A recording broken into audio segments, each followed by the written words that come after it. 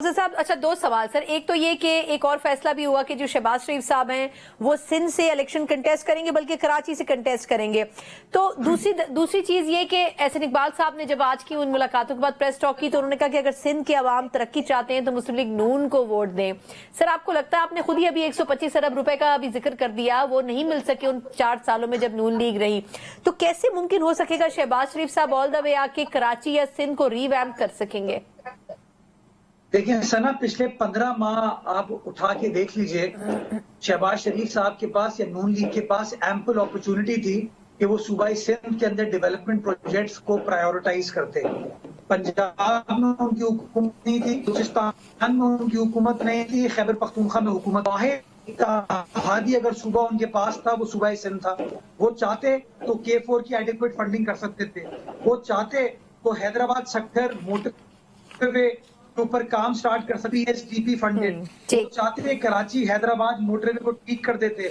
वो चाहते तो ये जो हमारे माजी के गिले शिकवे रहे हैं कि इस तरीके से आपने सिंध को PSDP में प्रायोरिटी नहीं दी है, तो शायद वो मसले हल हो जाते।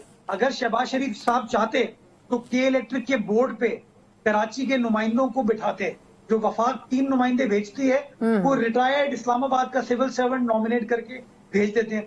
मुनासिब ये होगा कराची में जो लोग बैठे हैं वो लोग आके वहां पर बैठे। अगर शहबाज शरीफ साहब चाहते तो आर्टिकल 158 के तहत हर सूबे का हक है जिसके अंदर गैस पैदा होती है, पहली जरूरियात उसकी पूरी होनी चाहिए। लेकिन बावजूद इसके कि हम उनके आर्टिकल पर इम्प्लीमेंट नहीं कराया और सिंध को उसके हिस्से की गैस नहीं मिली, हमारे सूबे में गैस की लोड शेडिंग हुई, चाहे वो सनती सार्फिन हो, ट्रांसपोर्ट सार्फिन हो या घरेलू सार्फिन हो। तो इस तरह के गिले शिकवे बहुत सारे हैं सना। नहीं तो मुर्तजा साहब, नहीं है तो जरूर है, लेकिन इसको एड्रेस तो करती रही है पीपल्स पार्टी। लेकिन अगर क्विकली मुझे लास्ट कमेंट कर दें, वक्त का पता ही नहीं चला, कि शहबाज शरीफ साहब अगर कंटेस्ट करते हैं तो पीपल्स पार्टी उसको वेलकम करेगी, क्योंकि इत्तेहाद तो बज़ाहिर पीपल्स पार्टी और नून लीग के दरमियान होता हुआ नजर नहीं आ रहा।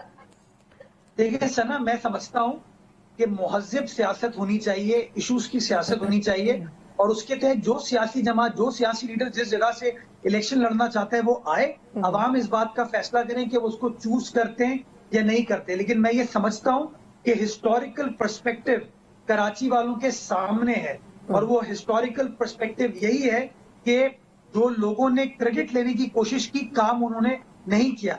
ये जो कराची के ऑपरेशन की बात करते हैं सना, इसका कोई लेना देना मियां साहब की हुकूमत से नहीं है। कायम अली शाह साहब उस वक्त सूबे के वजीर आला थे, बाद में मुराद अली शाह साहब उसके वजीर आला बने।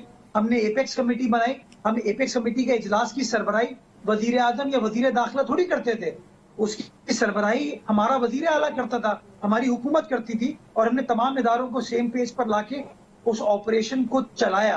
तो मैं समझता हूँ कि हमें कॉन्टेक्स्ट को समझकर बात करनी चाहिए, और टारगेट ये होना चाहिए गलत बयानी ना हो, डेवलपमेंट की पॉलिटिक्स करें, खिदमत की पॉलिटिक्स करें, तासुब की पॉलिटिक्स को, तफरीक की पॉलिटिक्स को हम सबको रद्द करने की जरूरत है, और हमेशा त्याग को सबाक पर मबनी रहकर गुफ्तगू हकाइक के ऊपर करनी चाहिए। बिल्कुल बिल्कुल साहब को जरा चीजों को बता दिया जाए कि एक्चुअली नून लीग की क्या परफॉर्मेंस रही, क्या उनकी प्रायोरिटी थी। मैं सिर्फ आखिर में कहना चाहूंगा, 2013 से 18 की हुकूमत में जो नून लीग के कराची से MPA मुंतखब हुए थे और MNA मुंतखब हुए थे, उन तक ने नून लीग को छोड़ दिया, क्योंकि उन्होंने इस बात को रियलाइज कर लिया कि उनका इंटरेस्ट कराची शहर से, बिल्कुल ठीक, बिल्कुल ठीक। बहुत बहुत शुक्रिया मुर्तजा।